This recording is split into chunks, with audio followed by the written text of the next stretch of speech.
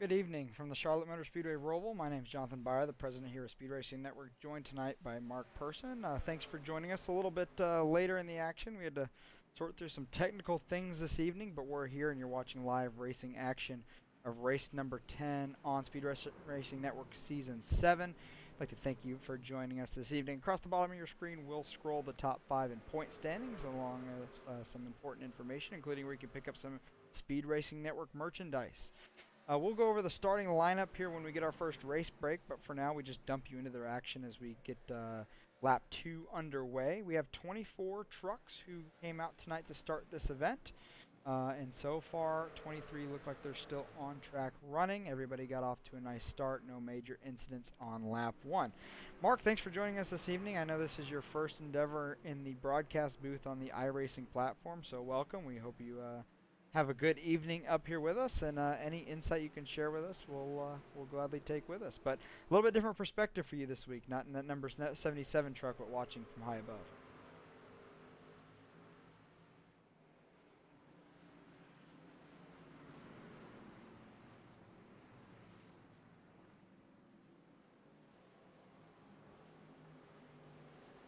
That's right, Emerson out there driving, who is normally running this shindig, and that's why I'm the main one talking so far this evening. He is out there in the number 57 truck somewhere. We'll find him here in just a moment. Last week's winner, James Shanewoolf, not where you'd normally see him running on a road course. He is in 23rd position out of 24 trucks. We saw him really have a good battle, I would say a Speed Racing Network for the Ages battle with Drake Carty when we were at Watkins Glen, so somebody who we expect to be a force, but so far a little struggle here to start off. Contrary, another person we saw in that race who had a shot at the win until an incident coming out of carousel, Connor Cunningham, is all the way in P2 and challenging Lane Doyle for the lead. So we expect Connor to have a good day. We expect Shane Wolf to work his way up there and have a good day. And we'll check up on Emerson's progress here shortly. Yeah, I fully expect James to be there at the end. He's just going to have to work his way forward. You know, the Roval is an interesting track. I never found much success here. I wasn't much of a road racer anyway, but it's it's easy from this perspective of just looking at it as a total course, but it's very technical to find speed. I always manage to just get a decent finish by keeping it between the lines and between the walls, but for these top two guys that have seemed to find more speed than anybody else, already separated themselves by over a second, that takes a little bit of skill. Absolutely. And each driver is going to excel in different parts of the track also. So a lot more technical than the ovals, and we should be in for a treat here. Pretty good battle here still on these top two, Lane Doyle, Connor Cunningham, two of the drivers we've seen have the most success so far this season, off to a pretty good start in this one. Lane Doyle, a very impressive start to the season as a whole. His worst finish is ninth place, which when you think about the size of fields we have and the competition we've had so far this year and the mix of different tracks, that's a very impressive feat by the driver of that number 47 truck. Yeah, it sure is. And we expected Connor to be up here. He showed great pace at Watkins, and he's proven it again here tonight. He has great pace again. Yeah, and Connor's a guy who I know when challenged, he's going to get out there and practice a little bit more, and I know that's what he did this week, and so I think that's going to show up pretty big for him here this evening. What I really like about Connor's racecraft is he's there to stick around. He's not going to put himself in a bad situation. He's going to save a little bit, and it's going to help him overall in the event. But as they go through this bus stop here, an amazing angle right there to just see those trucks bounce over those large curbs that exist there now. You remember the first iteration of the racetrack didn't have those giant, I guess what they call turtle shells now. It Yeah. used to be traditional curbing. Those things will throw your truck up in the air, though. They are not as forgiving as they might look on your screen. Because I've been in one of these, and it doesn't feel too good. Yeah, that's everyone's favorite thumbnail for this race is the car in the 45-degree angle. Yeah, and I don't know how the iRacing physics work on this exactly, but I'm pretty sure it can do some damage to your vehicle as well if you hit it really hard the wrong way. I imagine that could mess some stuff up, and so that's something to think about as well. We heard last time NASCAR was at this track, a lot of drivers talking about just the rattle in their teeth from those turtle shells, and they actually ended up making an adjustment from Saturday to Sunday's race to try to take some of that away. But here on iRacing, we don't have the most recent scan of this track, so we're left with what the setup was a couple years ago. And Connor gets a little loose off the corner there. Looks like he Yeah, keeps it gathered up. Lane got a little loose right before he did. They were both pressing pretty hard there.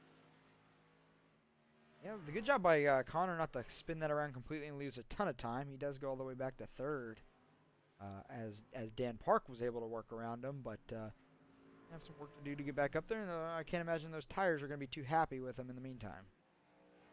No, Lane clipped the wall a little bit, but it doesn't look like there's any damage.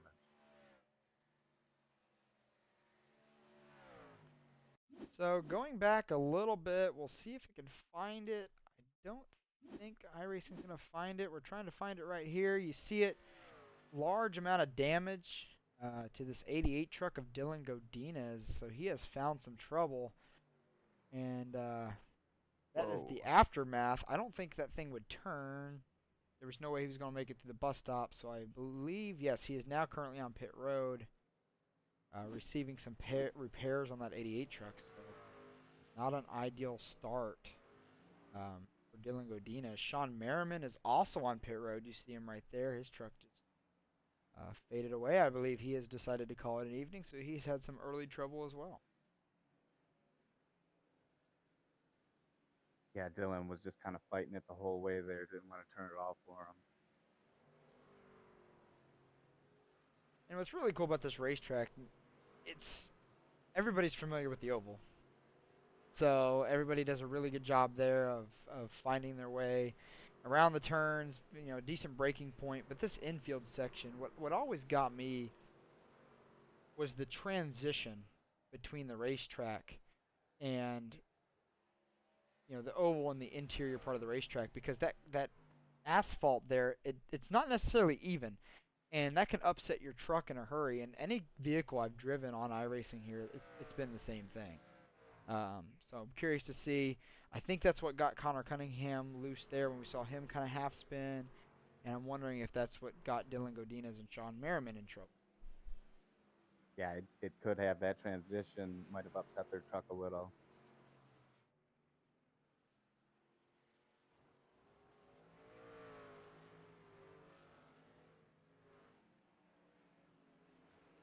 So still guys on Lane Doyle here. He's just doing a nice job of keeping it steady, but really impressed with the pace we've seen at Daniel Park in second.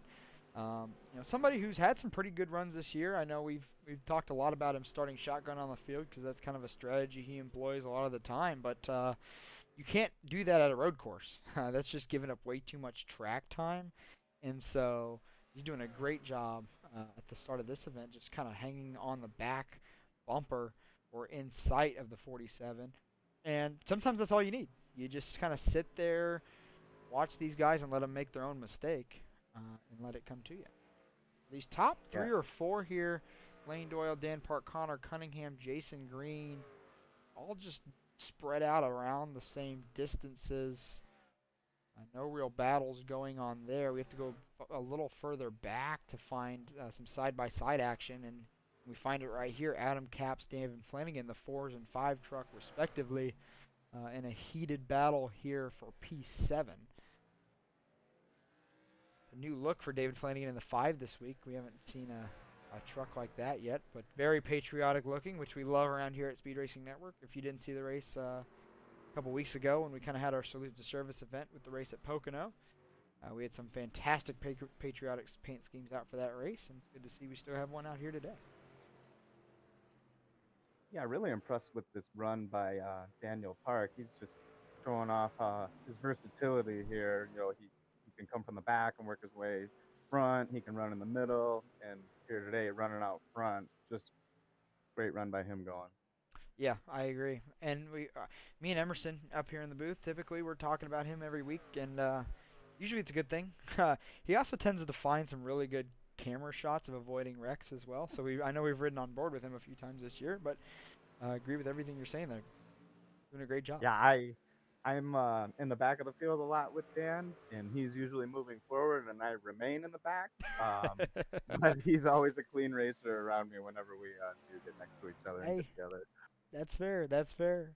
I am somebody also, when I was driving, I kind of preferred that from the back to the front approach. I like to always be on offense. And I know when I worked with Dan a little bit previously, that's something that he works hard on. So, and that's a great looking truck, by the way. I was talking to him pre-race. That's a brand new paint scheme this week that he has not run before. Michael Steele has designed that paint. Always does a great job. It's got the red chrome and the black, matte black.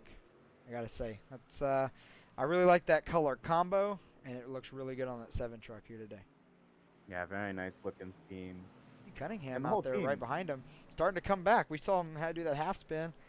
Gave up a couple seconds of time, but he's getting after it pretty quick again and catching up to these top 2. Yeah, we know Connor always wants to get to the front. Take a look at some of the lap deltas here between the Park brothers is what it's set to right now. We'll go ahead and change that to these two, second and third. So in the last 3 laps, Connor Cunningham gained 1.3 seconds, 0.4 seconds, and almost a second in just 3 laps. So that is getting after it, and it looks like Dan's going to go ahead and give him the line here and let him go. Probably just game recognized game, know that Connor's a little bit quicker here, and we'll let him carry on. Now let's compare Lane to Connor on times, and this is interesting as well. Even though 24 was catching the 7, he was still 1.1 seconds, 0.7 seconds, half a second, and almost 3/4 of a second faster than the leader while he was catching back up to these guys. So we're feeling here within the next lap or so, we're going to be talking about a battle for the lead. Yeah. Also, one thing that always comes in play here at our road course races on Speed Racing Network is since we have no full course yellows, typically. Now, if the track becomes completely blocked, admins can decide that is a good time for that. But lap traffic usually plays a factor as the race carries on, pit stops, things like that. The field gets spread out amongst the entire racing surface. Lap traffic can become a big factor in what happens with this race. We saw it at Watkins Glen with the leaders. Probably going to see that again here rather quickly, as this is not a very long road course. It only takes about a minute and 20-ish seconds to get around, so we will be catching up on some lap traffic here in probably about 5 or 6 laps. But the battle is heating up here up front.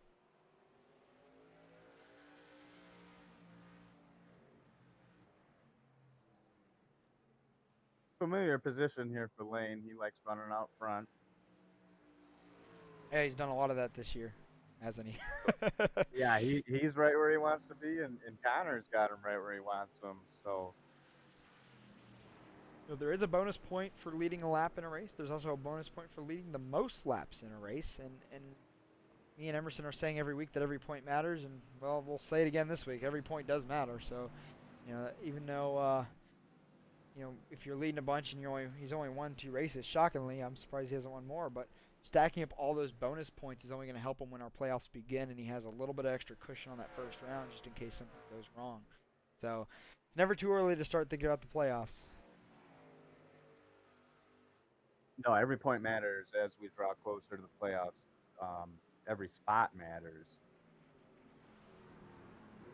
Battle is getting hotter as we go, and while we're just staying on this, just because this is kind of the only battle that's really intense throughout the field. Everybody else is separated by a little bit of distance, even a couple car lengths. So we're just going to keep our eyes on this and watch the lead.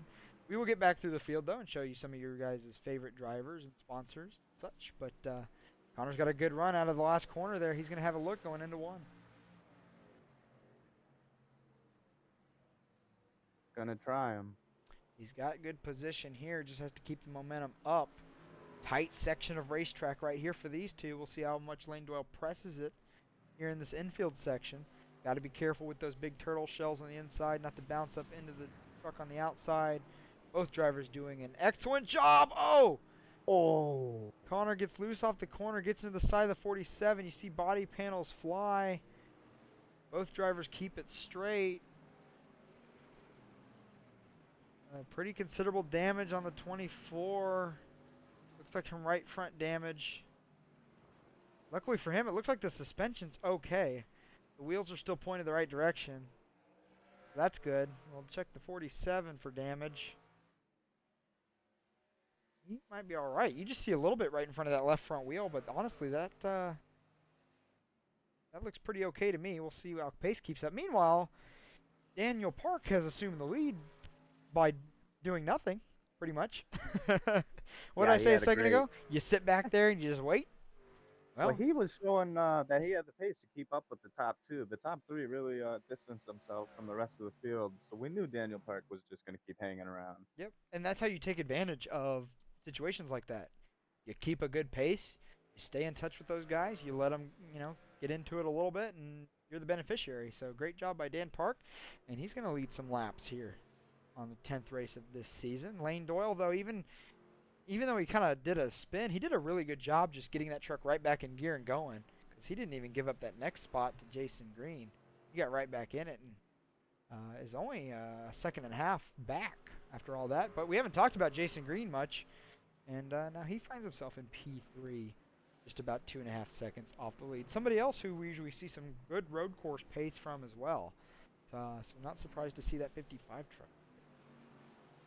No, I'm not either. We expected him to have a great run, and he's showing it tonight.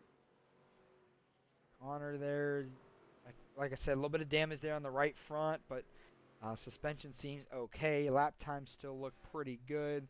Last time by, he ran a 1:32.13, so a little bit off the pace, but not crazy enough to make me think there's major damage there. So he's probably just going to nurse that thing to his next pit stop. Go a little bit further back here now. In 5th place, Kyle Johnson, who was the pole sitter last time we were racing in Richmond, who had an unfortunate start to that event from the pole, was doing a great job. P5, Adam Capps is up to P number 6. And then Ben Park. His brother's up front, but Ben's back here in 7th. Doing a great job. Another great Michael Steele paint. David Flanagan, who we took a look at earlier, is back in 8th. Austin DeLong and Kyle Spees, who you see in current frame, they are rounding out the top 10. Kyle Spees is somebody who I always like to look at this because he tends to do this every week. He's fast, and we know he's fast. But in qualifying, I think he just tries to lay down a pretty decent lap. Get somewhere decent starting position, kind of work his way up from there. Well, he's already up 13 spots from where he started here today. So Kyle Spees is doing a great job. Another big mover in this event is actually Jason Green. He's up 4 spots from where he started. Yeah, Kyle Spees just he brings it on every track, no matter what track we go to. He's always in the top 10, right in the mix. Yeah, like I said, does a great job every week. Runs that consistent blue, white, and red paint, so we always know where he's at. But he's always good for a top 10 finish, kind of no matter what the track. Very versatile driver. Used to kind of be known for dominating the drafting tracks in the super speedways, as he has a moment coming out of the bus stop. Getting a little loose here, but keeps it all under control. Back up front, still Dan Park minding his business. You also see on the right-hand side of our screen, right under our Premier Racing Setups logo, which you'll see up there all season long, and we'll hear a message from Premier Racing Setups here in a moment. You'll see the track map.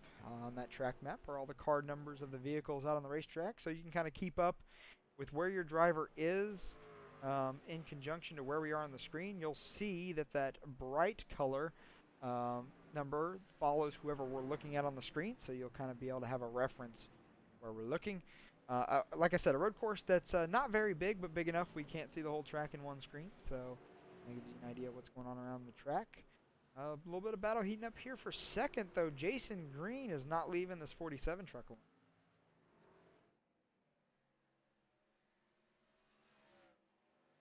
No, and as they battle, Dan Park is going to slowly inch forward and get away from them.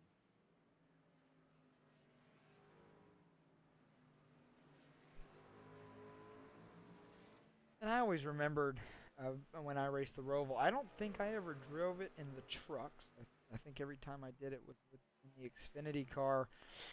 But there are a very finite amount of passing zones, and that's kind of why NASCAR this last year kind of restructured the whole turn 7 area to kind of create another passing zone. But for me, the best passing zone was always getting a good run off that last little chicane there on the front stretch, and trying to make a little bit of move into one. And then pretty much the only other spot would be into the bus stop, unless the driver in front of you just made a big mistake. And so you have to fight that fine line of just running a good overall lap to maintain time, but also just in the back of your mind be thinking about how you're going to set up the next pass if you're trying to get around the driver in front of you, which can be harder to pass some drivers than others. We know that. We haven't seen too much of that tonight, but it does happen. Kyle Johnson, I am seeing, has had a moment here on the front stretch chicane. We'll take a look.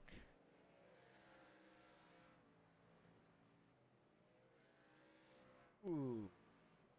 Oh. Loops it around. No damage, though. Looks like he's going to continue just fine. So, he's going to lose a couple spots there. Oh, interesting. I think he decided to end up towing out of that, which is kind of shocking to me because I didn't see any major damage. Unless it was a mechanical thing that happened there. Maybe a short shift and things like that. But to me, it looks like he just got a little bit too much of the curbing.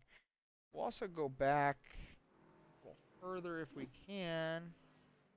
See if we can find it here earlier. Scott Kalaw also a little bit of a moment here on the backstretch bus stop getting in. Does a great job keeping it off the wall, which is hard to do right there. Those walls are really tight on the racetrack. So he was able to continue just fine. Great job by him to control that. Yep, and then this is a replay of what we saw earlier. Lane Doyle and Connor Cunningham going at it in the infield section. Connor gets a little bit loose, tags the 47. Both drivers do a great job not blocking up the racetrack. Lane Doyle does a fantastic job getting it back in gear. And now we currently find those guys still both running here in the top 3. Connor Cunningham has moved back around Jason Green for the 3rd spot. Whoa, Daniel in the grass there. Did a good job keeping it off everything, it looks like. Just a little off-track moment, but that's going to happen here at the road courses.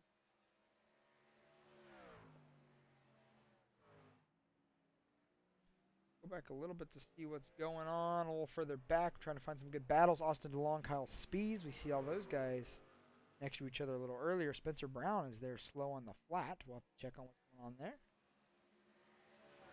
Kyle Spees moves up 1 spot, it looks like. Spencer Brown looks like he's coming to pit road. He's already running in the backside of the teens. Currently scored 20th. He's going to be the first driver we see pit. I do believe from with the drivers I've talked to that this is a one-stop race as far as the fuel math goes. But tire degradation is a big thing as well. 2 to 3 seconds of fall off. So if you can maybe run high enough to budget making an extra stop, that might be a good move. So we'll see if this turns into anything. But Spencer is our first driver down the pit lane.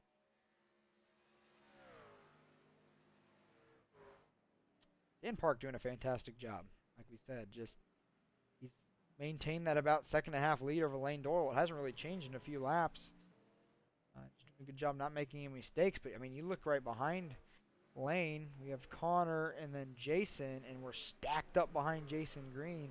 Adam Capps and Ben Park are right there. That's not Ben Park right behind him. That's Adam Capps, and there's a lap truck behind him. Okay? Adam Capps is a driver who just started with SRN last week, or last race, rather. A little bit newer around here. I'd like to welcome him to Speed Racing Network, and look forward to seeing more from him. But a solid top 5 run's a good place to start.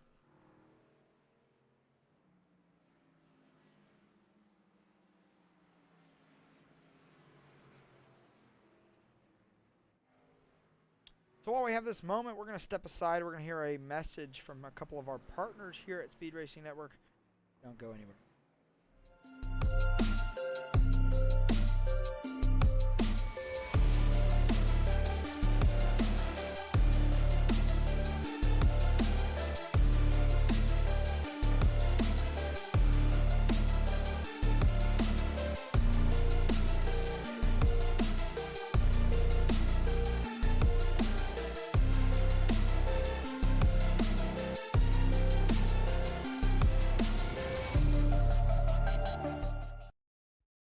Racing isn't easy, but experiencing it is.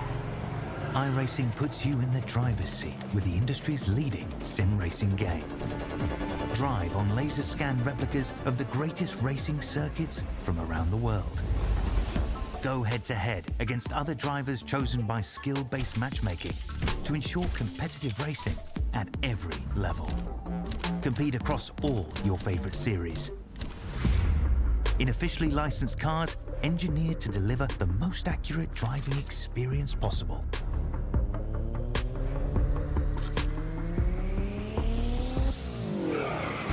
Join a race or host your own with players from across the globe.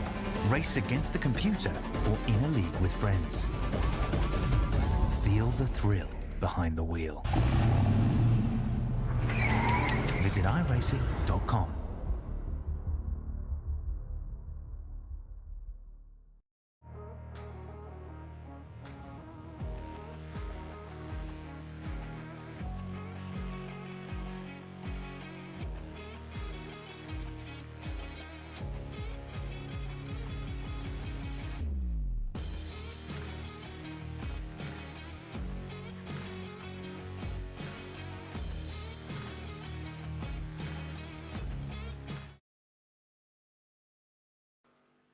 We would like to thank our continued partners here at Speed Racing Network. You just heard from Premier Racing Setups, iRacing itself, and ThermoPro. So thank you for their continued support here of Speed Racing Network. Back to the action. Nothing's changed up front.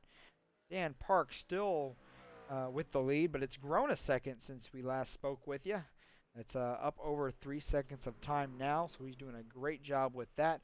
Lane Doyle, Connor Cunningham still second and third. But the battle is tightening up between those two again, and you'll wonder how nice they play after their first incident. We'll wait and find out. Adam Capps has gotten around Jason Green for 4th place. The rest of the field is about holding status quo. Andrew Harris has now moved to the top 10 as well. Go back and take a look at that here in just a moment. But Marcus, we've kind of seen some of this race play out now. You know, this is the point where we're 20 laps in.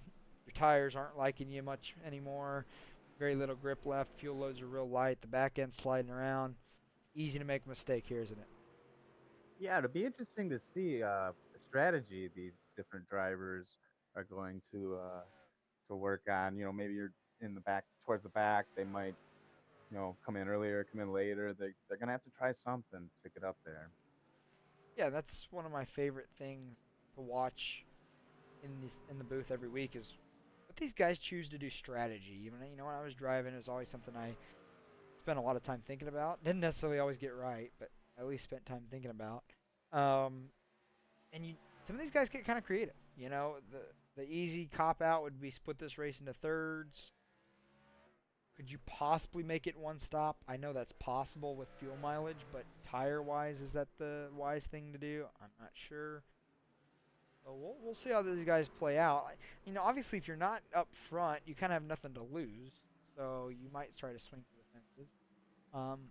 But also, you know, this pit road, it's easier to get onto than some of the other road courses we go to. But still, you have to make sure you exit nice and clean, which can be hard with a lot of traffic. You might want to pit maybe before it gets real busy. But still make sure you have enough fuel to run it again. Again, we do not have full course yellows here. For SRN road course races unless there is a large incident that blocks the entire racing surface. So that will not factor into that strategy. It's going to mostly just be a driver feel thing. As we're watching these two battle here still, Adam Capps is starting to get a little bit closer to this action. Yeah, he's having a great run, working his way forward. roughness there of those turtles, those traffic turtles, if you will, on some of the major portions of this racetrack. Not something we dealt with at Watkins Glen. Battle's on here just behind him. Adam Capps was looking at getting by Connor there, but couldn't quite make anything work. We're starting to see these top 5 separate themselves from the rest of the field. Yeah, it's similar to what we saw at Watkins Glen. You know, we saw the top 5 kind of separate, and then eventually it became the top 3, and then it was the top 2. So it's almost like as the race goes on, that top group just keeps narrowing itself down, either from elimination based on crashes, pit road penalty, some kind of issue with the pit stop. Oh! I don't know if you caught that on the screen there. Scott Kalal was sideways on the racetrack in a bad spot, right in front of where our leaders are. He's going to back it on out of there. Does a great job getting all the way across to the other side of the track. And we'll wait for this traffic to clear before continuing. That's a very sportsmanship kind of move there by Scott Kalal, because it's easy to just spin and immediately start backing up, but if he would have done that there, that would have been the leaders. Yeah, great job there by him to get that machine back on the course safely. Take a look and see what happened here. And in the infield section here, under braking, maybe just a mistimed downshift. Stuffs it into the inside barrier, but not too difficult. But pretty quickly here, the leaders are going to come by. And that's not far off the racing line there either, so good heads-up driving by all these guys. Doing a good job getting by him. So Scott's going to continue. He's currently running in 19th position. 23 truck.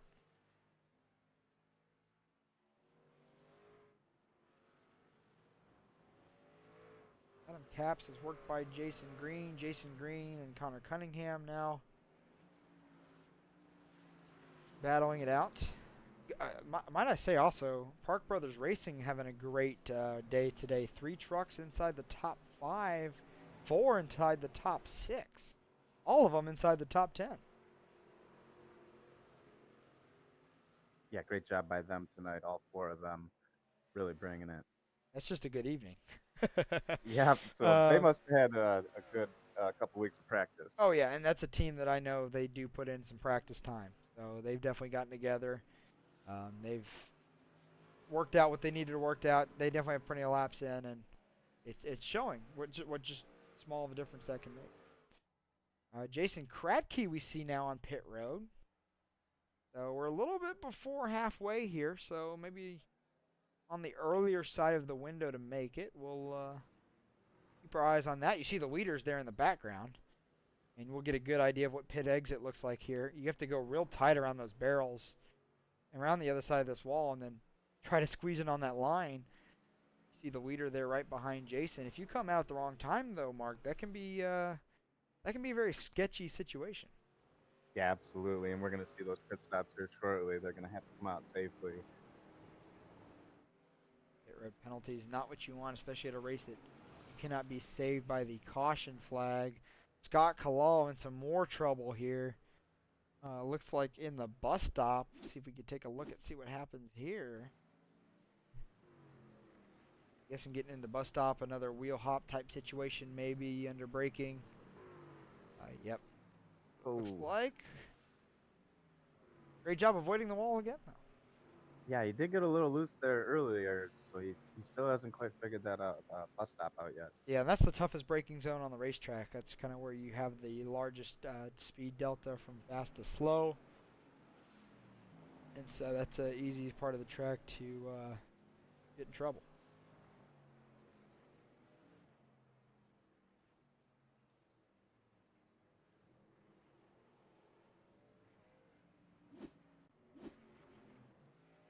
Adam Capps has now found his way around Jason Green. So Adam is up to P2, the highest we've seen him run this evening, and now he's got a little over 4.5 seconds to try to find Dan Park, and then Lane Doyle is on pit road, the first of our leaders coming down here. 30 to go. Still a little bit before halfway. Maybe a comfortable spot where Lane Doyle knows he can pit here and make it to the end, and he's going to go ahead and get his service before it gets too crowded down there. Andrew Harris now joining him in that beautiful pink and black number 87 machine.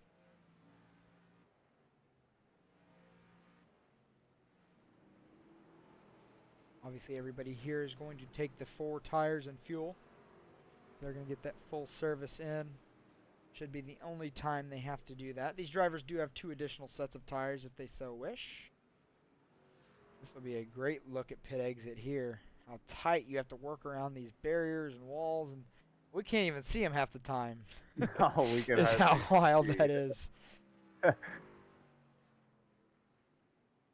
Also got to be careful. You see him really weaving the truck back and forth when he gets out here. You got to be careful on these cold tires too. You know, if you're still driving it as hard as you did before you came in pit road, it's easy to spin that truck around or get in some trouble. Kind of got to let those tires come up to temperature. So that's kind of what you saw him doing there as soon as he exited pit lane. Yeah, it's easy to forget. They take a couple laps, get some heat in the tires. Ben Park, next driver down in pit lane. A teammate of Andrew Harris, who we just saw down there. He's gonna come down and get some service. Austin DeLong and the DeLong Performance number 22 from DG Motorsports. Come get some service as well. So it seems now that these guys are kind of just filtering onto pit road as they please. We haven't seen a huge group come down yet. No, I think everyone's kind of waiting to see what Dan Park does here. Yeah, and the best strategy is always just doing what the leader does, right? Yeah, so they're probably just going to follow him. Lane Doyle trying some strategy. Michael Sidor coming down to get some service. So teammates 22, who we see exiting right there. Beautiful number 86. I don't recall seeing that exact paint before, so that might be a new paint for Michael Sidor. I think that is a new scheme. Very sharp looking. I do like that. DG does a great job with their schemes, as does the Park Brothers team, which we've seen already this evening. Update an on-track incident. Kyle Spees got in some trouble here in the infield. Battling, it looks like David Flanagan. Ooh, just get hooks it a little bit there. Just trying for a little bit too much. Great job, though. Locks it up. Gets it back pointed. Contact with still objects or other vehicles, and he's going to continue. Great job by him to get that machine going again. Speaking of Kyle Spees, he's now on pit road. He is joined by a couple others. Adam Capps, Jason Green, David Flanagan, all in service as well. You see those guys on your screen. All right, this is what we've been waiting to see, these leaders. Yep, and we're just around that halfway point. Corey Stahl also coming down to get some service here in that 33 truck. A metallic carpet and tile truck, always sharp looking. Sean Long coming down here as well with a threat level Midnight Motorsport teammate of Wally Babb right in front of him. So looks like small groups of their teams are deciding to come together. Obviously they talk with each other throughout the event in a voice chat for strategy. Have not seen any pit road penalties yet to this point, so everybody's done a great job getting on and off pit road in a nice fashion. Dan Park, though, our leader, looks like he's coming right now. And look how hard that transition is from this racetrack onto pit road. Oh, Park was bouncing. Did Connor stay out?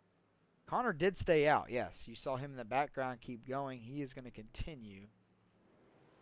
Dan Park coming this time. Spencer Brown you saw there in the distance is behind him, but as far as the leader goes, only Dan Park this time by.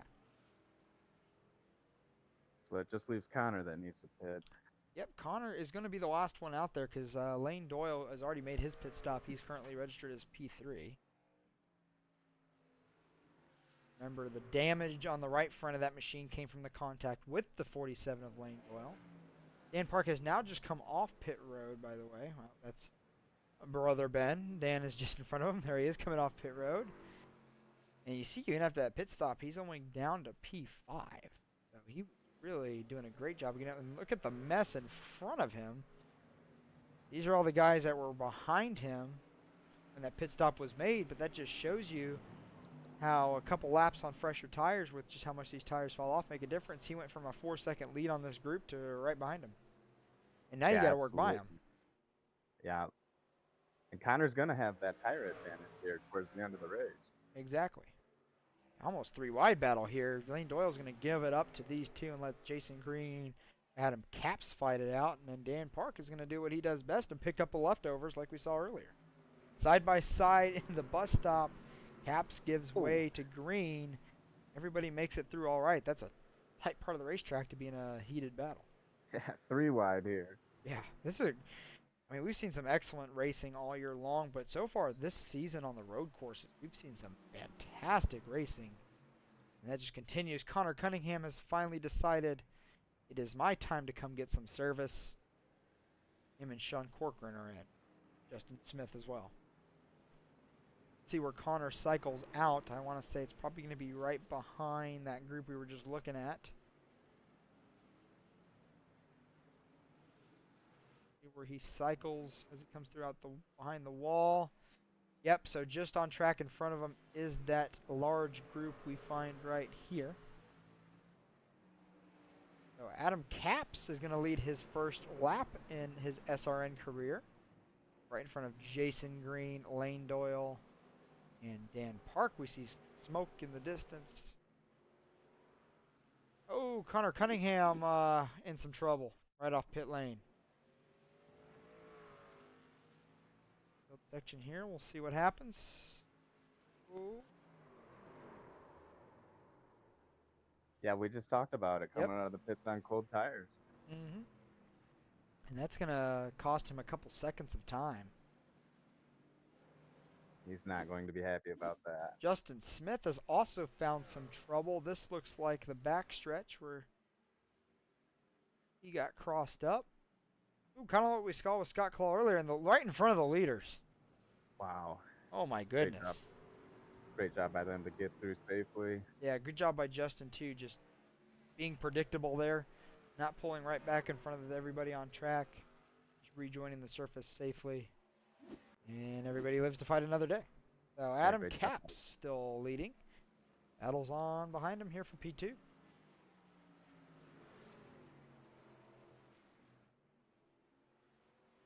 He's new to SRN, but he's showing everyone what he's got. Hey man, sometimes you just match up well with the track. I think we're gonna see him have speed everywhere though. I've heard that he's a pretty capable driver. He's also walking onto a pretty nice team.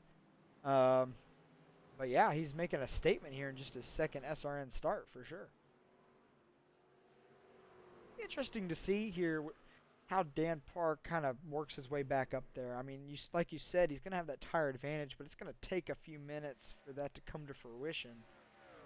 But the best thing he can do is sit back here and maybe watch these guys get into each other like what we saw earlier. Yeah, I think he's got him right where he wants him.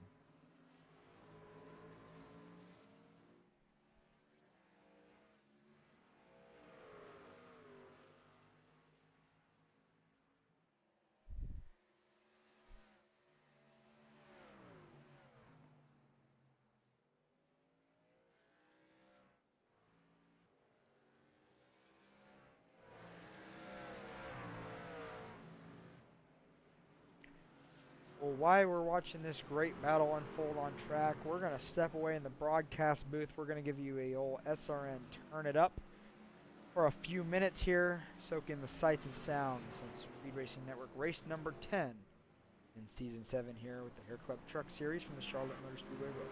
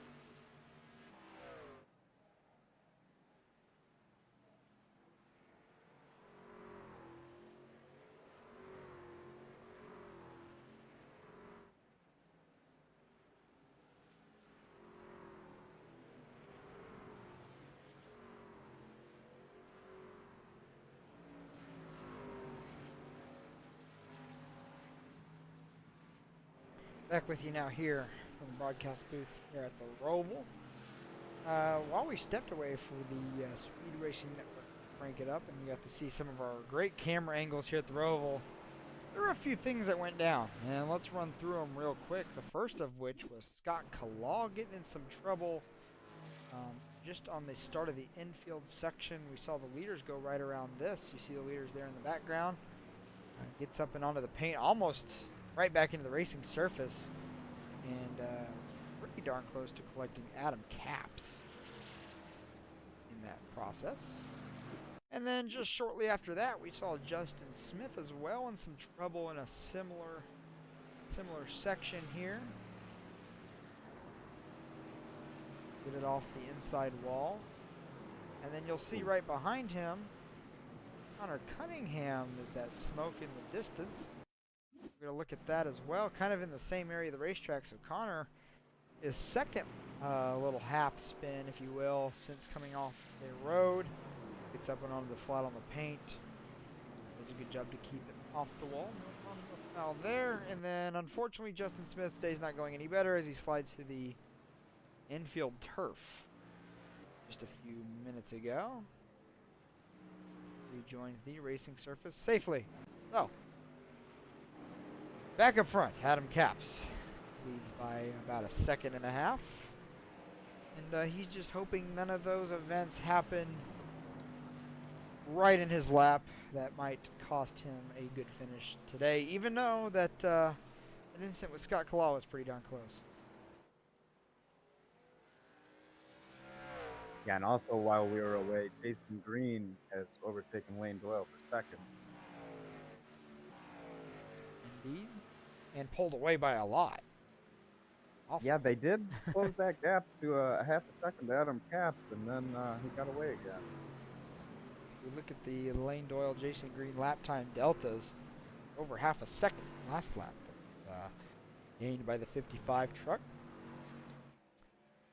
Now, if we compare to that, our leader, Adam Capps, to Jason Green, Jason Green on about almost 4/10 quicker that last time by. We'll see what it is this time. See if Jason Green is actually making up time. No, he lost a tenth that lap. So I think a lot of it from here on out, I don't think the tire difference is going to be too much. We'll obviously see how much Dan Park can make up as far as time goes, but it's going to be about where you catch lap traffic, I believe.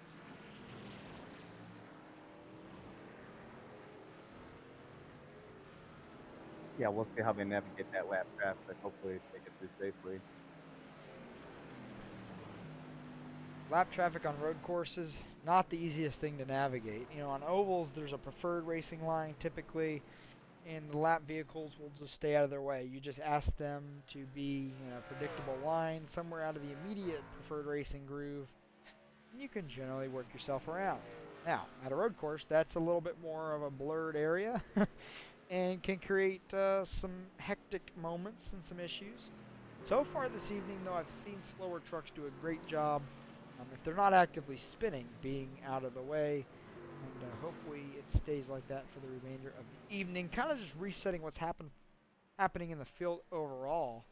We'll kind of do a field rundown here. So Adam Capps, currently your leader. We talked about him being in his second SRN start, doing a great job. Jason Green, the first of the Park Brothers racing trucks, in second. Lane Doyle, who we saw up front earlier, still doing a great job in third. He was kind of the first of those leaders we saw coming down pit road.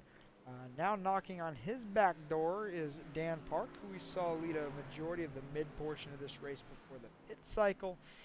He's up to P4. His brother Ben, one position further back in P5 in the number 17. So Park Brothers Racing, still 3 trucks in the top 5. Still a great evening for them. David Flanagan back in 6th. We saw Kyle Spees have a moment a little bit ago, but he has rebounded back into P number 7 in true Kyle Spees fashion. Just behind him, the guy who's getting after it, and it's cost him a few spots, I believe, tonight. Connor Cunningham is in P8 with that truck that's a little bruised around the edges, but still a top 10 effort.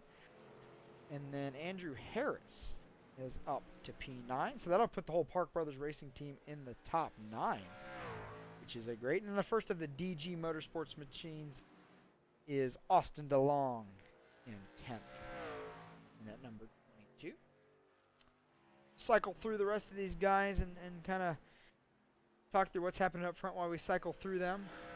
The time between the front guys is staying about the same. Jason Green gaining slightly on the leaders, but nothing to really take note of.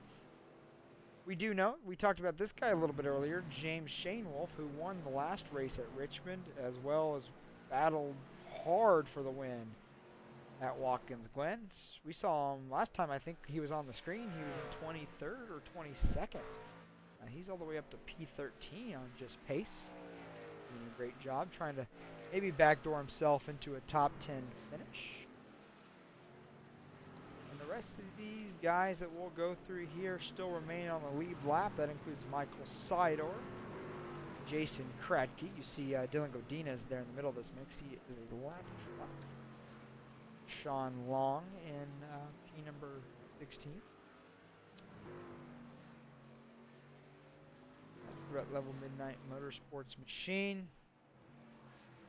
That concludes the drivers on the lead lap. There was only one truck, one lap down, and that's Mr. Justin Smith. Spent some time with this evening, maybe not for the right reasons, but still running P17. Back up front here. Adam Cap still leads. Kind of looking at the time deltas here. I said Green gained a little bit, but since then he's been losing again. Yeah, that gap's kind of just remaining at 3 seconds now. Well, I regret to report Scott Kalal's had another moment in this event. We're taking a look at it here right now. Another portion of the infield, and we've seen a lot of that tonight, Mark. We've seen guys kind of just get light, getting through those infield sections and loop it around. Yeah, just sending it too Oh! hard. Whoa. Oh, my goodness. That was Wally Babb Oh. that snuck through there. My goodness. Great job by him to avoid Kalal there. Well, we're going to take a look at this. And this just goes to show you how treacherous it can be. Let's see it here in this next section, I believe. Oh. Oh, man. Couldn't see him at all there before the turn. Yep. That's just, but like I said, it's sometimes around some of these blind corners, you don't know what's on the other side of that corner.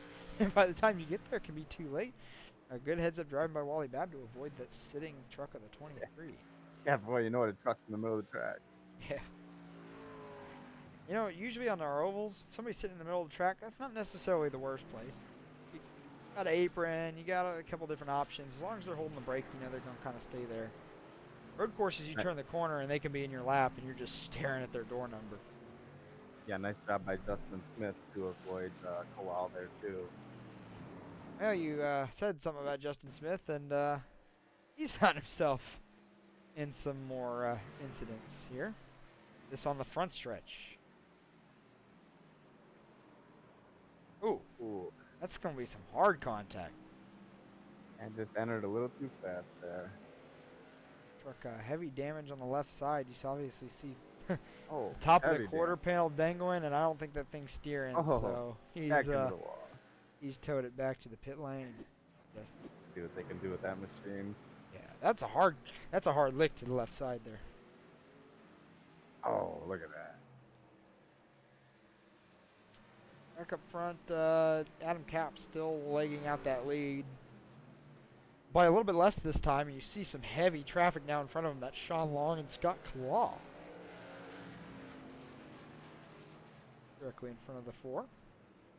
Great job by Caps to get by safely there.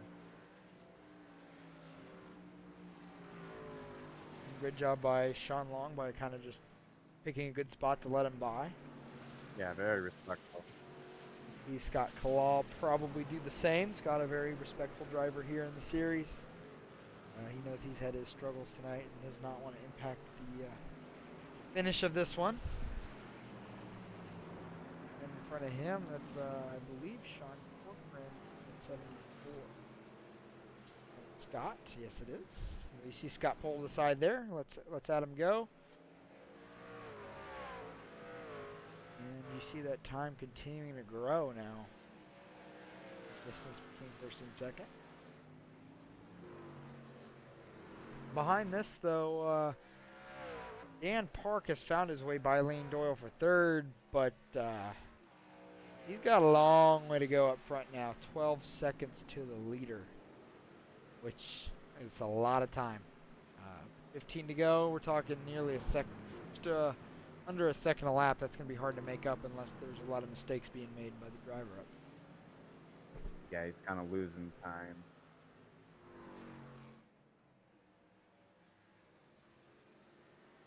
Back to Connor Cunningham, him and Kyle Spees. A little bit battle going on back here. Looks like that has sorted itself out for the time being.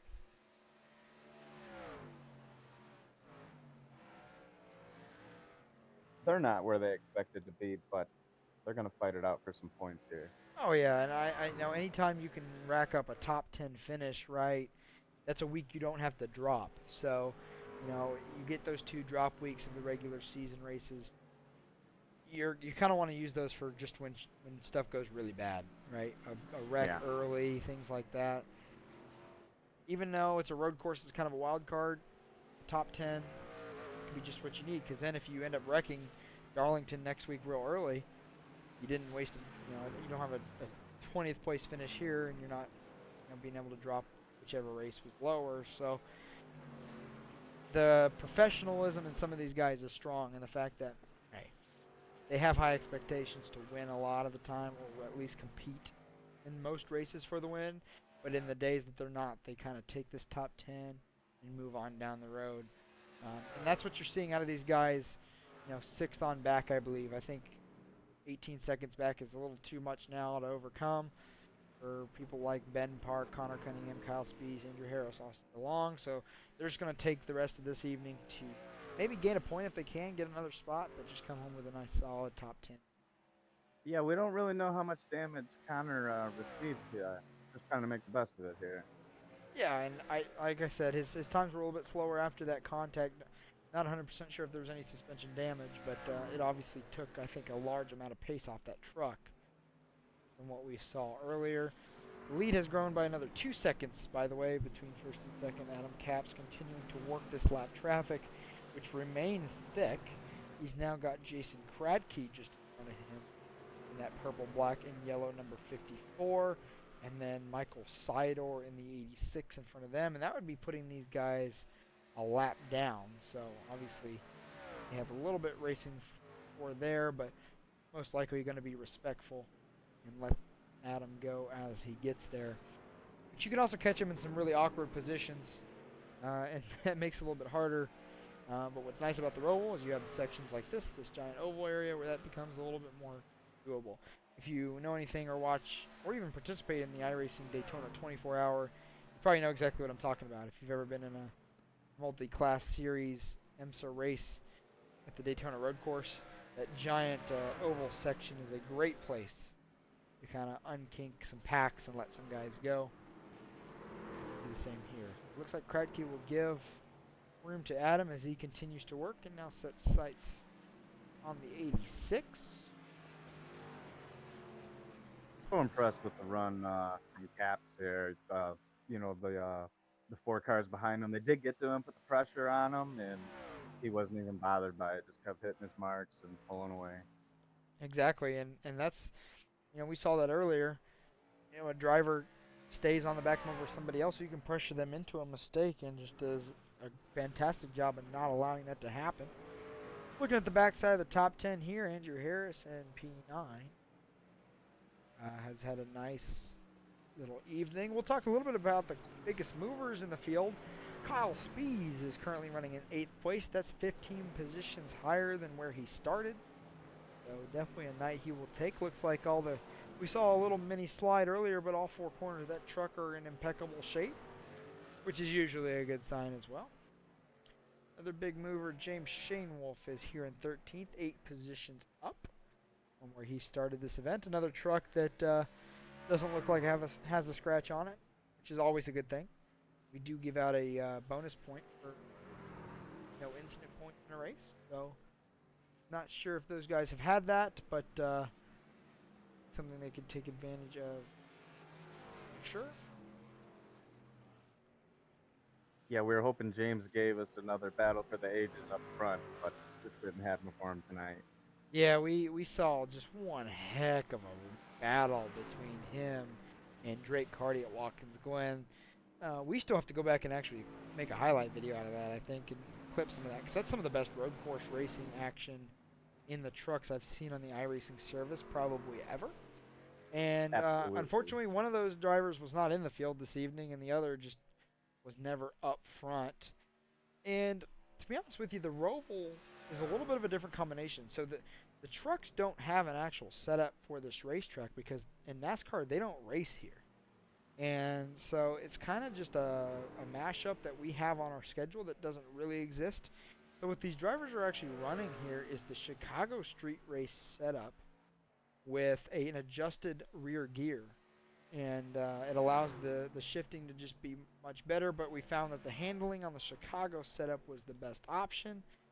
And so unless you have a little bit of time to practice, this can be a complete foreign, feel for these guys. I think that's why you're seeing the guys like Daniel Park and Jason Green, Adam Capps, maybe the guys that had some practice time on it, be the most comfortable and have the best runs. Yeah, Adam's showing us he really put the time into practice in this course. And of course, a newer driver to SRN, we don't know too much about him. He might just be that kind of guy on road courses. A lot of those names, yeah, maybe a lot of those names we used to formerly see dominate the road courses, as you know, your Adrian Schumacher, your Joshua Baliettes, those guys, they don't, they've graduated from our programs now and they're racing a little higher levels. But they used to come in here and just clean up on these guys on road courses. So when those guys left, kind of left the question open of who we might see step up and foot that. And after Watkins Glen, we thought, okay, Shane Wolf and Carty for sure, but I think now we need to add Adam Capps to that conversation. Oh, yeah, absolutely. And Connor's always bringing it on the road courses.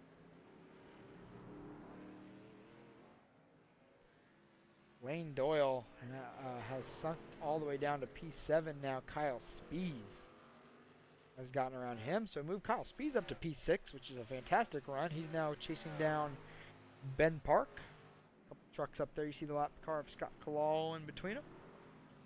And just in front of that, we see the Brothers Park here together. Both rocking some Olify and Michael Steele Designs paint schemes. Complimented them on that earlier. I can't wait for next week. Still, jury's out if I'll be able to make that race to commentate, but next week is Darlington, and it's SRN Throwback Week, which, Mark, I know you haven't been around SRN for a Throwback Week yet, but these teams, they do it up right. There's going to be some fantastic throwbacks out there. I can't wait to see them. Yeah, I can't wait either. A couple of guys have already finished up their paints. I've kind of seen some preliminary screenshots of what those look like, and we're in for a really good show. What we'll also do for you is we'll post all those paints on our Speed Racing Network social media channels for everybody to take a look at. We might even put out a vote for you guys to vote for who your favorite is, and that driver might win a little something. So we like to have a little bit of fun here, but these teams, they do such a great job with these throwback paints every year, and it's always one of my favorite moments in the year, and it just kind of happens at our halfway point this year. So the exciting week next week, and Darlington's also a fun track to watch racing in general. Usually puts on a fantastic show with this field. So looking forward to that. But still battle here between the Brothers Park, and Kyle Spees wants to join in on the action a little bit. Yeah, so impressed with Kyle today. On the track, he might not have his best, but he's still going to roll that machine up to 6 now. Ooh, a little contact there with the 7. Looks like both of them keep it straight, but could have been a moment there. Ben is the beneficiary of this and kind of pulls away. And so Dan and Kyle now arguing Kyle. over 5th. Kyle looking for more. He wants a top 5 today. Well, remember, the top 5 every race here in Speed Racing Network pays out. So this is the difference between a payout and not a payout. So that's a little bit extra to race for. Absolutely. Something we don't necessarily think about on a weekly basis, sitting up here in the booth, is the fact that these guys are racing for some cash every week. Of course, we all know about the large season end payouts. It kind of is what lures people to race in Speed Racing Network, but just, you can make $20, $30 in a week here if you win or finish in the top 2 or 3. So, those guys racing for a little bit extra. So even though they might not have a shot at the win, if they have a shot at not shelling out an extra $10 next week, they're definitely going to take advantage of that. Absolutely. The bragging rights are most important, but we're also racing cash here. Of course. I couldn't agree more. I was lucky enough to win 3 SRN races while I was driving, and I don't take those for granted. With the fields we had, that's a feat. Yeah, that's no easy task. We hear you and Emerson talk about the strength of this field. Just so much parity here. Oh yeah, and why we've brought the iRacing cap down over the years now at a 3,000 cap. We've shrunk the who qualifies to get in this field, but I feel like the competition's gotten better, even a little bit tighter. I think it brings out a lot more of that middle range iRacer that is a good driver, but doesn't have the time to practice a ridiculous amount every week and run a bunch of officials. And so, from what I've seen this season, now I do believe that is what puts on the best racing product, and that's what we're seeing week in and week out. I know we've had a few longer races this season with some of the short tracks, but if you haven't seen the first 9 races this season, it's a must-watch on our Speed Racing Network YouTube channel. Watkins Glen, if you're into road courses, was fantastic. But all the 1.5 miles on the schedule this year as well. Nothing short of exceptional. This battle here for 4th is just not going away. Yeah, if you haven't seen it, go out of your way to see the Oh, Watkins Glen Kyle replay. Spees out of shape. Keeps it out of the grass. And we'll give Ben a little bit of breathing room. Good job keeping it out of major trouble there by Kyle Speed. Got Kalal, got in some trouble a few seconds ago. We get a chance to take a look at what happened here. This was getting to the bus stop, and he just goes very dry. Been a bad sector for him tonight. Not Kyle Speed, rather. That's Scott Kalal. Kyle Speed just right behind him. Yeah, it seems like his struggles have been corner entry all day. Done a great job, keeping that truck in one piece though all evening. Yeah, the machine looks clean. Yeah. I mean, easier said than done. I'm not a road course driver. I don't claim to be either. I'm up here in the booth this week. Yeah, and yeah. That's right. As the president of Speed Racing Network, I don't run, in fairness of competition to these guys, on a weekly basis. But we do plan on having some fun events as we kind of go later towards the season. I might join in on some of those and see if I still have anything behind the wheel. But I think those days have come and gone, unfortunately. No, we're going to get you out there in the All-Star race or something. I sure hope so. I'm lobbying for some particular things in the All-Star event that I agree with, other people don't necessarily agree with. So, my home track being Texas Motor Speedway, I'm a big homer for Texas. I have proposed we run the 2.4 hours of Texas, and it's basically a multi-class team event. That has been shot down a couple times already. I'm still trying, but I think that would be awesome. Emerson, who has done some endurance racing broadcasts in the past, and I know is a fan of that series. We're trying to get something that kind of is around that, but maybe a little bit more loose, something we don't normally run. Miatas have been discussed because those cars are awesome, but then the new iRacing mini stocks as well have really been a fun little project here on the service, and so we might give that a shot as well. Don't know yet. We're coming up with all kinds of things. Yeah, we're still discussing all-star options, but we want you out there. what's nice about the iRacing services, and you saw it in the commercial that played earlier, anything you want to run, pretty much on there. So you can have fun with some off-roading dirt, oval dirt, endurance racing. I know the Daytona 24 is fast approaching, which is what it actually sounds like. It's the actual Daytona 24 hour, but virtually. You get a bunch of friends together and stay up all night and race 24 hours and hope you make it to the end. That's the first battle. But it's always cool to say you won one of those in your split, if possible. And that event has grown in popularity year after year. And iRacing's had to make server upgrades to just meet the demand of drivers that want to run it, which I think is super cool. That's coming up on January, I think it's 18th through 20th is when that will run on the server. Start chatting with your teammates to get something together. I know the Park Brothers usually run in that, so we might stream maybe their effort on the Speed Racing Network channel. Show you guys what a 24-hour race looks like. Yeah, we'll see what ends up happening with that. Maybe we need a Speed Racing Network entry. We'll take bids on who wants to drive that. We'll see what happens. Maybe we'll put together a few of them. We'll see. I think we can come up with a cool paint for that. Adam Capps is doing exactly what he needs to do here up front. Just methodically getting by lap traffic, nice and easy, not pushing the issue, enjoying that 10-second Sunday joyride that he's currently on. Yeah, he's just cruising.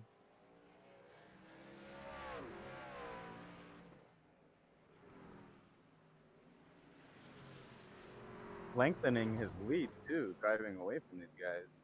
Yeah, it's kind of, as soon as you get by the next lap truck, it kind of grows a little bit. Then he catches somebody and it kind of stays the same. Then he gets by another truck and it grows a little bit. And it's crazy to think we are only left with 10 trucks on the lead lap. And I think with how the math is looking, we're gonna finish that way, which is not super uncommon. But with a 55-lap road course race, this is a little bit longer than what we would normally see. We're about an hour and 15 minutes into this ordeal, so a little bit longer, but these guys have done a good job too. I mean, we've had some incidents as we've played out there on the track today, but we still have 20 out of the 24 trucks out here still making circles or ovals or rovals, if you will, which is a great thing to show that the guys are still trying to fight and claw for every point possible. We'll be coming back this time by with 2 laps to go for that Ford truck.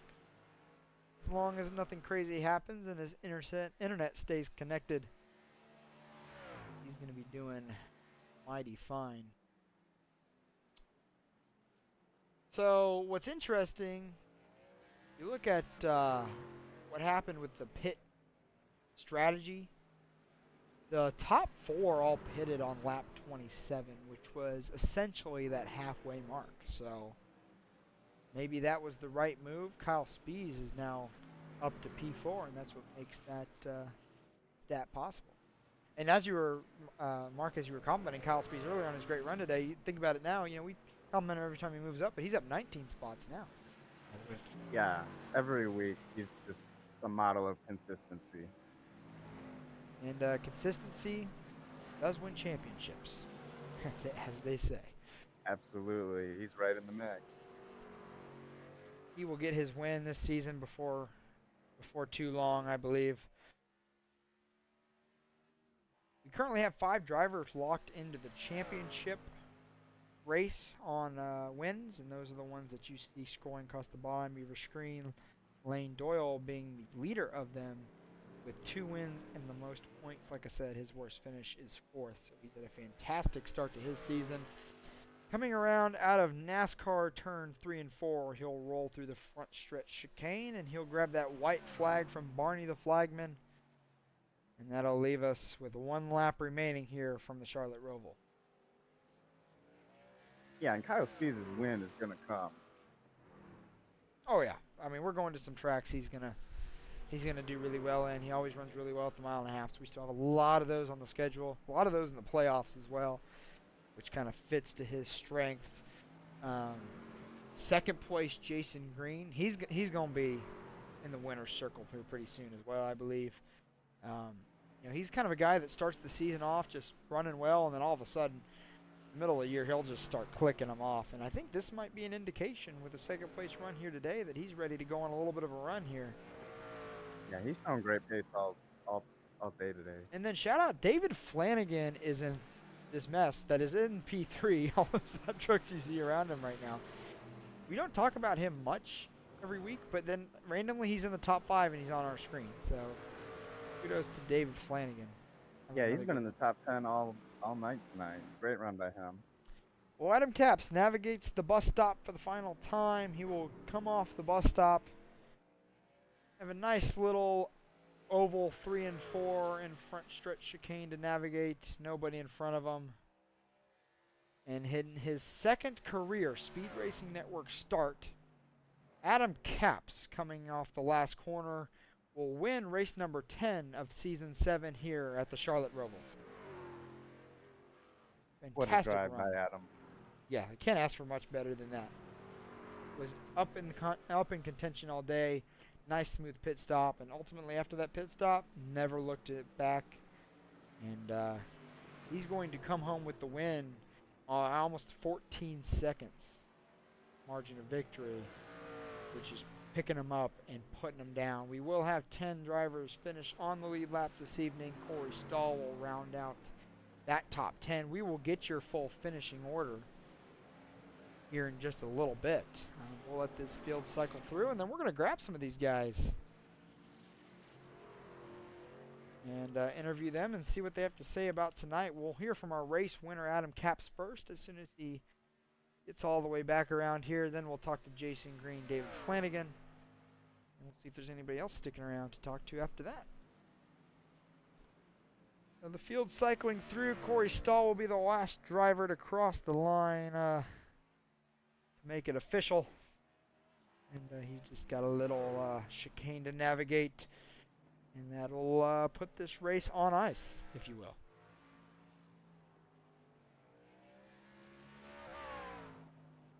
Adam Capps will make it back to the front stretch. We're going to let him burn it down, and we'll watch him do it as we do. And in just a moment here, we'll be talking to the driver of the number 4 truck.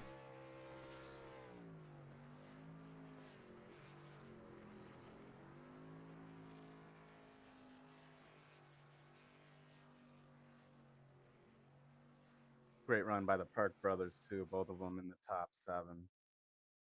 Yeah, great run by that whole team. Yeah, the whole team. The whole team did really well. We saw Andrew Harris unfortunately fall back a little bit later, but they did a great job. Well, it's about that time, so I am going to go grab Adam Capps, who exists somewhere around these parts. There he is. Joining us now in the broadcast booth, winner in his second career Speed Racing Network start, Mr. Adam Capps. Thanks for joining us this evening. Congratulations on your win. Talk to us a little bit about it. Thank you, guys. It was once we got the pit stops done. It was a little bit pre-selling from there. Consistency is the key to these road courses. A lot of shout out to James Shanewell for helping me get better at road courses. He had some issues tonight of getting logged in, and so he'd have probably been up there with me too. But he's helped me a lot get better at these things. It's a good guy to have in your corner. From experience, I know James knows his way around multiple different disciplines of racing, and we know he's a good road course racer after what he did at Watkins Glen. So it takes some people, including myself, multiple years to win in Speed Racing Network, but you get it done rather quickly here in what is usually a pretty impressive field. Talk to us a little bit about kind of what that means to you to get it done so quickly, and what you have seen in 2 weeks of Speed Racing Network competition. Well, I'm just glad to be here, getting the invite. It was got out of another league, and James was like, "Hey, come over here and race with us." So it's nice. I didn't really know a lot about you guys before last week or 2 weeks ago whenever we raced at Richmond. And so it's nice to come out here and get one. I always do pretty well at road courses. I'm not near as good on the oval stuff. You guys will see that within time. Well, it's Darlington next week, so that might be the quickest way to find out. As we know, Darlington can be one of the more demanding tracks on the schedule. But congratulations on your race win this evening. Before we let you go, anybody you'd like to thank about sponsors, teammates, and such? Yeah, I'd like to thank Nifty Lift and John Hedlund for coming on this year, sponsoring us. Easler Electric, Transcendent Designs for the paints, Drew Trader, and James Shanewolf and Outfront Motorsport for having me on the team. Good deal, man. Well, congrats. We'll let you go back to your team and celebrate, and we'll see you in a week's time at Darlington. All right, sounds good. That was winner of tonight's event, Adam Capps, in his second career start. Joining us now, second place finisher of the number 55 Park Brothers Racing Machine, Mr. Jason Green. Thank you for joining us here in the booth. Well, you were 14 seconds away from it. I don't know if there's much you could have done to close that gap, but talk to us about your evening. Yeah, no way I could have closed that gap tonight. I was checking like just like lap by lap, and I felt like at the end there, the tires definitely wore out. Where we were pretty much within a couple tenths of each other, but out of that first pit stop, after he got by, or after he got by a lot of the traffic, Adam, I mean, he just took off. He was like almost a second quicker, just lap after lap after lap. But yeah, no, it was a good night for us for sure. I knew I was going to be quick. I didn't think I was going to be second place quick, but just try to keep the car clean. I knew there was going to be a lot of attrition. It's a long race. I was joking with Dave. I'm like, I'm sweating right now. Like that was a lot of concentration and focus and whatnot for it seemed like forever. But yeah, good night for us for sure. Yeah, and a great night for your team. We talked about them all evening. We saw everybody up front at one point. I mean, you still ended up with 4 drivers in the top 7, which is always a great night. Talk to us a little bit about you guys' preparation to the week. I know a couple of the drivers on your team made quite a few practice laps. Was there any benefit to the notes they were talking about? Maybe talking a little bit about lap times before you got here this evening, because on an update day, you're not sure how much practice time you'll actually get because you can sit there and watch iRacing update for hours on end. So talk to us a little bit about the preparation. Yeah, definitely. I mean, we were playing in the practice labs for sure, taking notes with one another, just trying to see how far off we are on times and figuring out where are we losing that time, right? Being able to kind of see how we were driving our specific lines, knowing if, especially going early on, if somebody's significantly quicker than everybody else. I'm not going to say Connor's name everywhere, but he was just class to feel all I mean through practice. I mean all the way obviously through qualifying. I was on the pole tonight.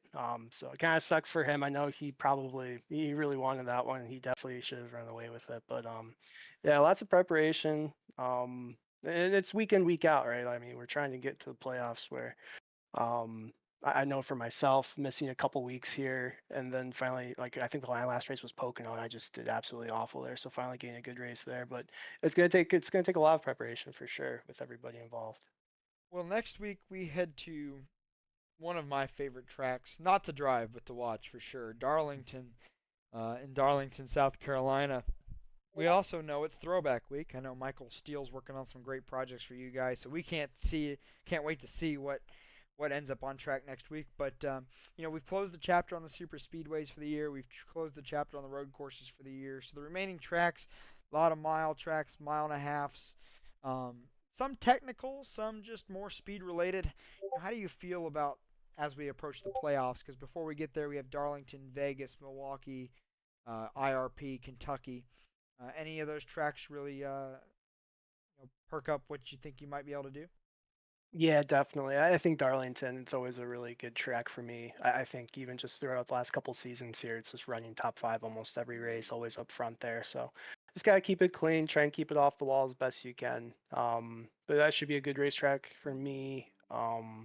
Even some of the other ones that you were mentioning there, I think consistently just trying to run top tens, right? Just trying to stay out of a lot of trouble, and hopefully at the end of it here, we'll make the playoffs and then start from scratch, and we'll see where we go from there. Good deal. Well, before I let you go back to your Park Brothers Racing team, anybody you'd like to thank for your effort here this evening?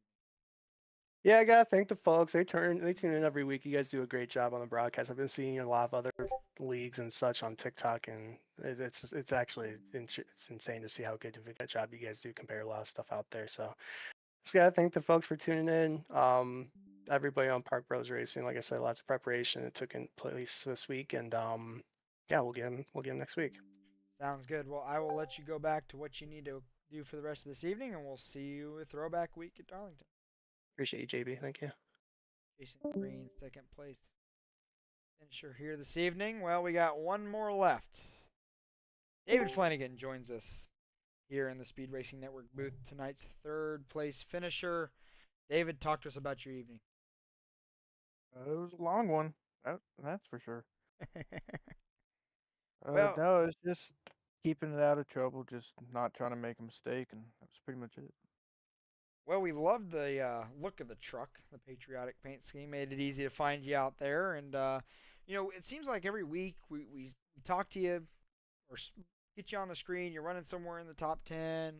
We kind of go elsewhere, and then boom, we come back and you're in the top 5 towards the end of the race. Talk to us a little bit about strategically week in and week out. How do you game plan for these races? Do you change it based on the track you're going to, how it fits your skill set? Do you spend any time thinking about strategy when it comes to qualifying and pitting? And are you a points-based racer, or are you trying to go out there and win every time? Uh, if I see I have speed in the main practice, I'll go out and I'll qualify and try and win it. But usually for my strategies, I don't really run a lot of laps, honestly. I just got my braking points for this track and was like, all right, I'm good to go. Just not make mistakes, keep to the braking points, don't push, and that was pretty much all I did all race. I let people go, burn up their tires, and I reeled them back in and then passed them. For for other tracks like that, or other tracks that are more mile and a halves and all that, I don't know, I just run like a 30 lap run, get a base of where the tires are at, and just go from there and kind of feel out the race when I get into it. Well, in 1 week's time, we roll into Darlington. Tell us a little bit about your expectations for that track, and are you looking forward to Throwback Week as much as we are? Yeah, I kind of brought out the Biff paint a little bit too early, but it's okay. I like it. I like it. Yeah, I wanted to run it, so it was gonna get ran either way. No, I've never raced there in the trucks, so it'll be an experience for me for sure. I'm just gonna go in there. I know you can't really fight the people around you. You got to fight the track. So I'm just gonna take it slow there and hopefully just run in the top 10 and finish in the top 10. Sounds good. Well, before we let you go this evening, anybody you'd like to thank for your effort? Yeah, of course, my team over here at the HairClub Truck Series, the Rolly Tonys, or the Rolo Tonys, all my boys over at JSR, and then all my boys over at Chrome Racing. So, a lot of stuff, but yep, that's the gist of it. Oh, and thank you for the broadcast. Yeah, Putting on absolutely. the league, It's Thank y'all up here. It's we try to do our best every week, and this week I had to shake the rust off, and now I'm reminded of why Emerson does this every week, and I just talk. But we we're on our way moving forward, and I look forward to seeing you next week. Yep, you too, guys. That was David Flanagan, our third place finisher here this evening. Well, it's time. Let's go ahead and pop up the results from this evening, and you'll notice a little change here on the screen. We have worked on inputting the correct team names into the results graphic, so you can kind of see who runs where. Next week, we're going to get it shored all the way back up to where the colors next to each driver's name will appear to correspond with their team as well, but bear with us as we make organizational improvements. But Adam Capps, Jason Green, David Flanagan, that's the podium we talked to. Kyle Spees, Connor Cunningham, Ben Park, Dan Park, Brothers Park there. Lane Doyle, Austin DeLong, and Corey Stahl round out the top 10. James Shane Wolf, Wally Babb, Michael Sider, Sean Long, Jason Kratke fill out the top 15. As we go to the rest of the field, Andrew Harris, Dylan Godinez, Scott Kalal, Sean Corcoran, Spencer Brown, Justin Smith, Kyle Johnson, Sharon Merriman, and you, Mark, technically are credited with a 24th place finish today. You technically did practice and join the session and were credited with a last place starting position, so you will get credit for such. All So right, congratulations well, I did my best. on your finish here this evening, and thanks for joining me in the booth. Obviously, for your first time in the booth and for a road course race, which can be some of the hardest to cover, you did a great job here with me, and I appreciate it. Thanks Well, for having me. Before we cut this appreciate it. thing completely loose and we get some final thoughts from both of us, let's talk through our partners and give you some information on what you can do to save some cash. So, first of all, we'd like to thank Admin Box for their support. It's a iRacing control module built by iRacers for iRacers to make race control as easy as possible. Each Admin Box connects via USB and features pre-programmed commands and no key binding for race control. Has all kinds of options, include driver functions and pit options. And its LED backlighting makes it great in any situation and super bad to the bone on a sim rig. You can use code SRN-box, that's BOXX, to save 10% on your order. You saw a brief message from ThermoPro earlier this evening. They produce the best wireless meat thermometers for household use. Before establishing their current brand, they supplied some of the largest brands with their parts and pieces you see today. Now providing consumers with top quality products at a very competitive price. You can use code ThermoProTeam, that is one word, to save 15% on your order from them. Highly recommend their products as Christmas gifts this time of year for your barbecue enthusiast. HairClub, our title sponsor of the series. Take control of your hair loss with HairClub. Their solutions can help you keep, regrow, or restore your hair. Speak with one of their specialists today. You can also use code SRN10 to save 10% on any purchase from them. We'd also like to thank Top Coat Products, Better Boat Products as well, for their continued protection over our vehicles both on land and in water. And then in the top right corner all evening you saw Premier Racing Setups. They are the longest running setup shop on iRacing, offering many different options to help take your sim racing career to the highest levels. With over 50,000 customers worldwide, they have the tools you need to compete with the best sim racers iRacing has to offer. You can use code SPEEDNetwork15 to save 15% on your setup order from them. And as we enter a new season of iRacing after the update this week, be sure to jump in there and grab some of their setups for the open official races in your future. Well, that closes the chapter on the beautiful Charlotte Motor Speedway Roval. Also concludes the chapter on our road course races for Season 7. We are already done with those. We turn now towards Darlington in a week from today, which is also Throwback Week, which we've talked about. Mark, you will be racing in that event next week at Darlington. Talk to us a little bit about your expectations, what you like about the track, and what the hardest part of that race might be. Well, so I don't have a lot of experience at Darlington. In fact, I don't have any. So I'm gonna have to put in some practice laps this upcoming week and try and bring something for these guys. You know, when I was racing that track, the biggest thing I was always reminded of was the ability to try to save tire. Usually, if you had the ability to save a little bit and kind of be more on offense at the end of the run, you can make up a lot more time and ultimately result in a better finish. So the drivers who I expect to have a really good week next week are going to be those that, you know, really have that knack for saving tire, saving vehicle even. You know, with the new damage model on these trucks, when you get that right side in the wall, it means a little bit more now than what it used to, so it'll be interesting to see what happens there. But I'm most interested in just the pageantry of Throwback Week and getting to see all the amazing schemes. Like I said, you'll get to see all that stuff on our Speed Racing Network social channels when we get all those screenshots compiled for you to go out and see some of these amazing paints. But after Darlington, we have our Christmas break. We're off for Christmas and New Year's. We will be back January 7th for Las Vegas. Then we will also complete the Milwaukee Mile, Worldwide Technology, IRP, and Kentucky Motor Speedway to conclude our regular season. So after tonight, you know, we are only 6 races away from the playoffs. So getting ready to be that crunch time. We're about to find out if we're going to have a field full of winners in the playoffs or we're going to start to see some guys point their way in. Currently, with the way the math works, we could only have 6 more unique winners. And that would create a situation where at least 4 drivers would make it in on points. So we will see how that shakes out. But join us in 1 week's time when we head to Darlington, South Carolina for the SRN version of the Southern 500. We will have the throwback schemes in full force. You will likely get to hear from me again. Emerson will also be back to push the buttons, so you'll probably get a better show as far as that. And Mark, we'll get to see you out there wheeling and dealing it.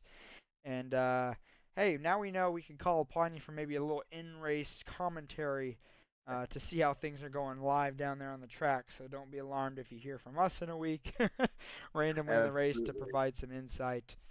Yeah, you guys can dial me up anytime. Just wanted to thank you and everyone at SRN for having me tonight. It was a pleasure. We had a great race. Adam Katz just putting on a clinic. I'm just excited for the rest of the season. I am too, man, and I obviously love to hear when the drivers aren't commenting in their interviews about appreciating what we do here at Speed Racing Network, and I'd like to thank them for the kind comments, but also say I can't do it without the team that we have here, between myself and Jim, who is the series director here of the HairClub Truck Series, to Jack and Josh and all the guys behind the scenes that help make this thing happen. It's a group effort. There's a lot of moving parts, but we are proud to bring you what we would like to think is one of the best iRacing league options out there as far as the NASCAR circuits go. We also want to put on your radar, currently in the works, a Gen 4 series will be coming to Speed Racing Network. We'll be sure to share more information about that when it becomes available. But on behalf of myself and everybody here at Speed Racing Network, we'd like to thank you for joining us this evening. We'll see you next week at Darlington. Good night.